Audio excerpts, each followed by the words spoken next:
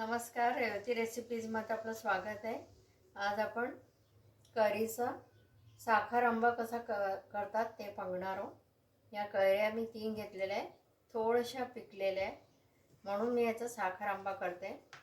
कच्च्या कैरीचा पण करता येतो। आता याचे मी सालं काढून घेते किंवा चाकूने याचे सालं काढून घ्यायचे।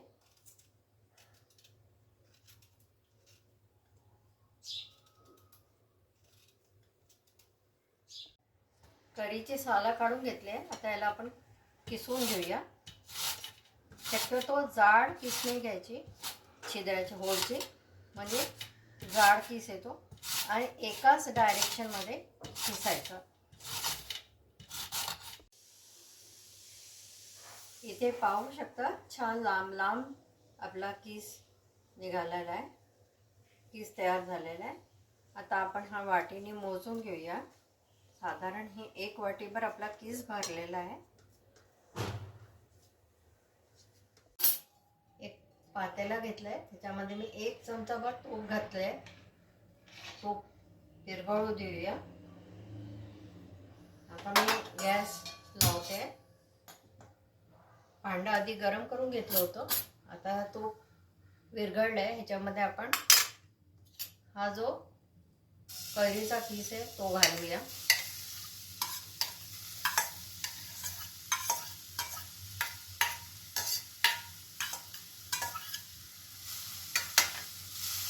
आणि त्याला छान परतून घ्यायचं आपल्याला। एक साधारण 3 ते 4 मिनिटं सतत हलवत राहायचं आहे।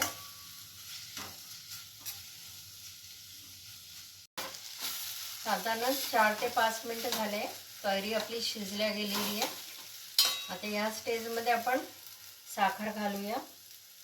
आता आपला 1 बाउलभर कैरी होती, आपण ह्याच्यामध्ये कैरी किती आंबट आहे त्या याने आपण साखर घालणार आहे। आता इथे मी 1 घातली आहे, अजून अर्धा वाटी आपण ह्याच्यात साखर घालूया।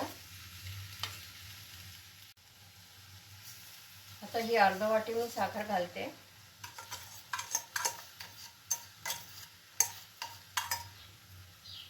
आता सारखं हलवत राहायचं, म्हणजे साखर विरघळून जाईल। आता गॅस थोडासा मी मोठा करते, मीडियम करते।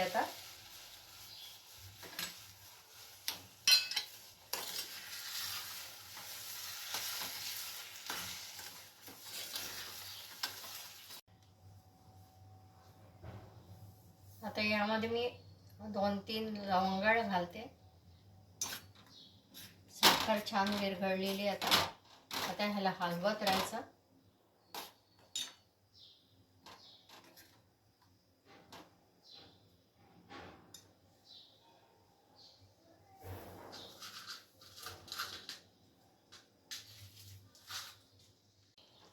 त्याच्यात 1 पाव चमचा आपण मीठ घालूया।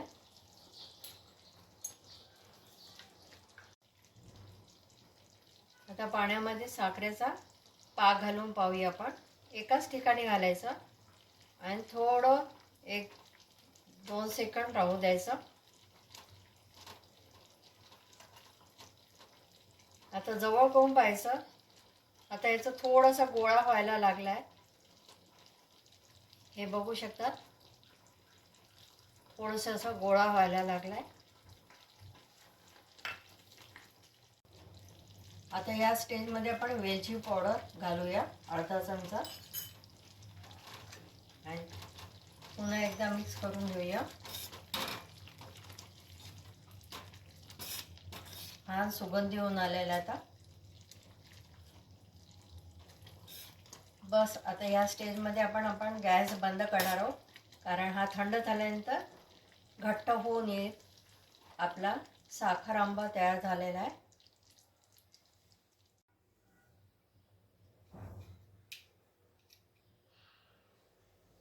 आता वरनं आपण केशरच्या काड्या घालूया, म्हणजे छान सुगंध पण येतोय आणि अजून रंग पण छान दिसायला लागतो।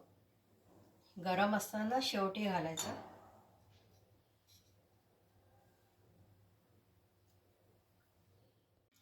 आता आपला साखर आंबा त्याचा पाक तयार झाला आहे की नाही हे कसं आपल्याला लक्षात येतं हे बघू शकता. एकदम घट्ट झालेलं आहे आणि पूर्ण असं गोल होतं आहे. असं घट्ट आपल्याला पाक पाहिजे. हा साखर आंबा बाहेर वर्षभर एका एअरटाईट बाटलीमध्ये भरून ठेवला तर चांगला राहतो. असं आपला हा साखर आंबा तयार झाला आहे. तुम्ही नक्की करा. तुम्हाला आवडलं असल्यास लाईक करा, चॅनलला सबस्क्राईब करा, व्हॉट्सअप आणि फेसबुकवर शेअर करा.